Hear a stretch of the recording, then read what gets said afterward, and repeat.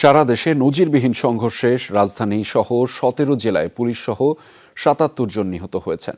লক্ষ্মীপুরে ৮ জন, নরসিংদীতে ৬ এবং কিশোরগঞ্জ, মাগুরা ও রংপুরে ৪ জন করে প্রাণ হারিয়েছেন।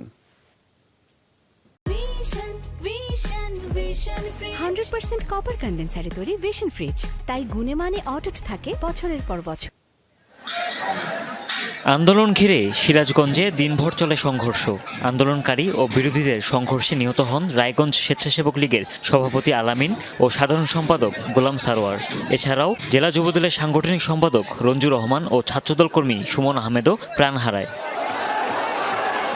নরসিংদীর মাধবদীতে ঢাকা সিলেট মহাসড়ক অবরোধ করে আন্দোলনকারীরা। পৌরসভায় প্রবেশের চেষ্টা করলেই বিরোধীদের সাথে বাধে সংঘর্ষ।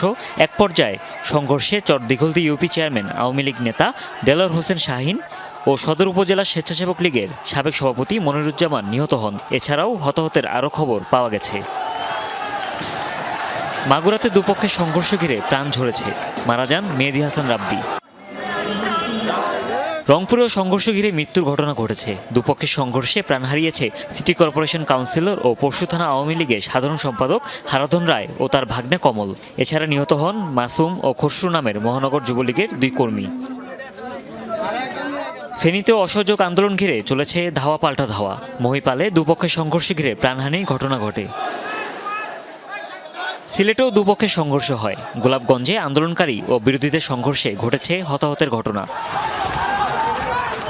মুন্সিগঞ্জ শহরের সুপারমার্কেট এলাকায় জড়ো হয় আন্দোলনকারীরা। এই স্থানে বিরোধীরা অবস্থান নিলে বাদে সংঘর্ষ ঘটে, হতাহতের ঘটনা। বরিশালের নথুল্লাবাদেও হয় দুপক্ষের সংঘর্ষ। ভাঙচুর করা হয় পানি সম্পদ প্রতিমন্ত্রী জাহিদ ফারুকের বাসভবনে। প্রাণ হারায় মহানগরীর 12 নং ওয়ার্ড আওয়ামী লীগের সাবেক সভাপতি টুটুল চৌধুরী। এছাড়া লক্ষ্মীপুরে সংঘর্ষে কয়েকজন যুবলীগ কর্মী ও শিক্ষার্থীর মৃত্যুর খবর পাওয়া গেছে। এছাড়াও শেরপুর, ভোলা ও জয়পুরহাটেও ঘটেছে প্রাণহানি। হুমায়ুন রশিদ, যমুনা নিউজ।